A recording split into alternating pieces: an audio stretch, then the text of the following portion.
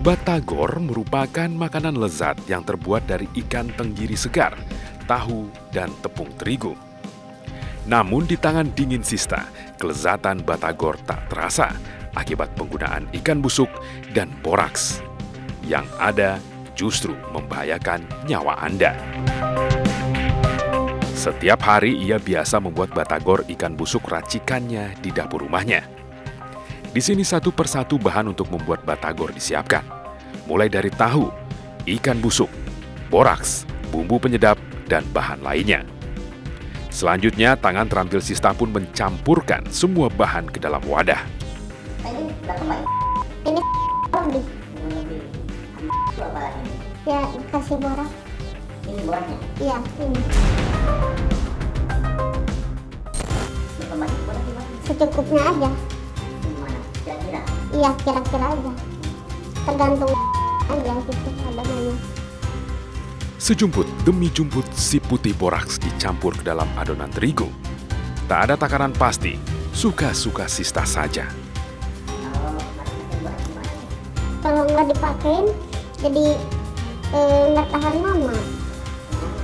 Sama nggak kenyal gitu. Iya. Ya dulu pernah sih, cuman mikir-mikir lagi gitu gimana caranya buat tahan lama sama kenyal. Iya.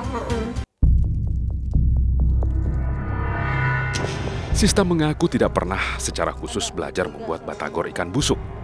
Ide jualan batagor tersebut muncul saat dirinya di PHK 5 tahun lalu. Entah apa yang merasuki Sista, sehingga ide membuat batagor ikan busuk muncul seketika di benaknya.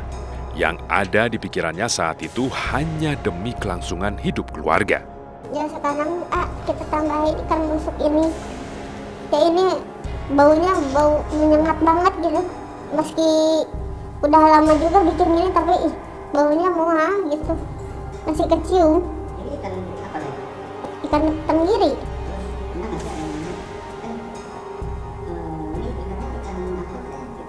Ya pernah ada, cuman ya saya jauhnya ya ikan yang benar aja gitu, nggak dibilang. Jadi semenjak saya berhenti kerja, jadi saya ada pikiran buka usaha gini, jualan batagor gitu. Tapi bahannya pakai yang nggak lazim ya gitu, yang nggak halal gitu. Pakai borak, pakai ikan busuk, saus yang murah-murah aja. Biasanya kan keuntungannya lebih gede, jadi bisa berlipat-lipat.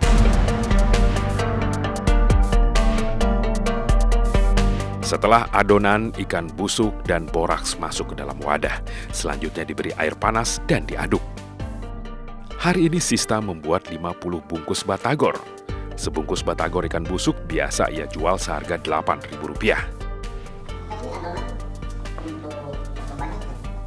Ini 50 pieces, satu mikanya 8 piece, jadi dijual dari sayanya 8.000, ke tokonya jadi 10.000.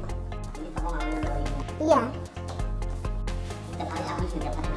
Ya emang ada sih kan, kalau jualan nggak tetap gitu kan kalau rezeki, jadi kadang habis kadang enggak gitu. Satu persatu tahu digunting menjadi 2 bagian berbentuk segitiga. Selanjutnya, tahu diisi adonan ikan busuk. Perlahan tapi pasti, sebanyak 500 biji batagor dalam waktu 2 jam sanggup diselesaikan Sista.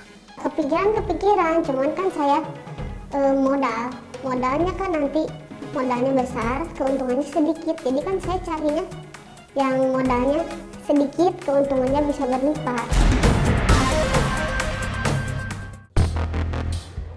Usai diisi adonan ikan busuk dan boraks, selanjutnya tahu dimasukkan ke dalam panci untuk dikukus.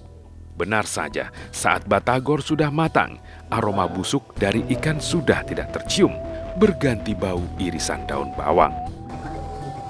Ini juga baru dikukus udah hilang baunya. Apalagi digoreng nanti hilang gitu. Kalau dingin gimana? Ya dingin juga sama sih, cuman nggak terlalu nyengat.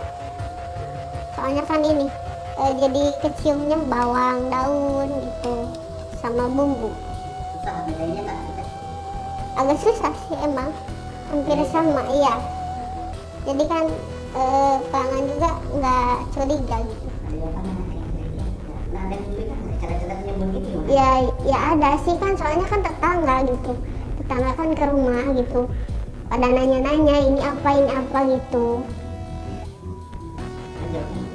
Ya ini kan kalau beras ini mah garam, gimana lah bisa. Kalau ini ikan kenapa ini kan baunya gini, ya emang ini malah baunya gini gitu. Padahal kan itu udah lama. Segala cara Sista lakukan agar bahan dasar batagor buatannya tak terdengar oleh pelanggannya. Saat order ramai, Sista hanya meminta bantuan kerabat dekatnya saja untuk membuat batagor. Kebanyakan sendiri sih, cuman ada sih kadang keluarga dibantu. Cuman kan kalau dibantu orang lain takut gitu, takut orang lain tahu.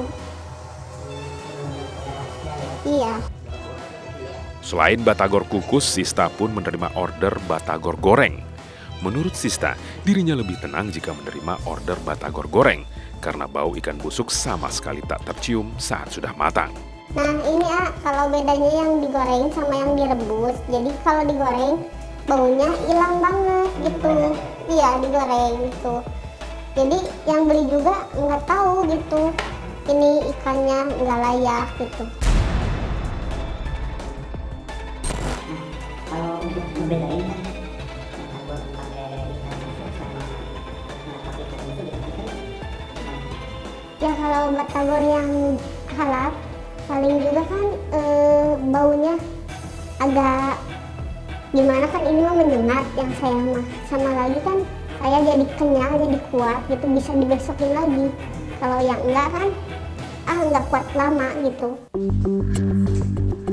Sebanyak 50 bungkus batagor usai dibuat.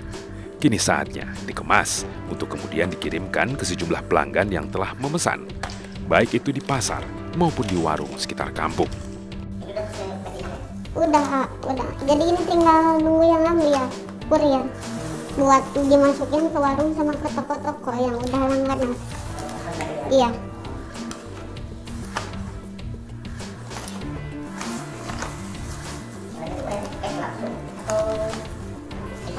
Enggak, jadi nyimpen dulu. Kalau ada yang pesen mah ya cash gitu.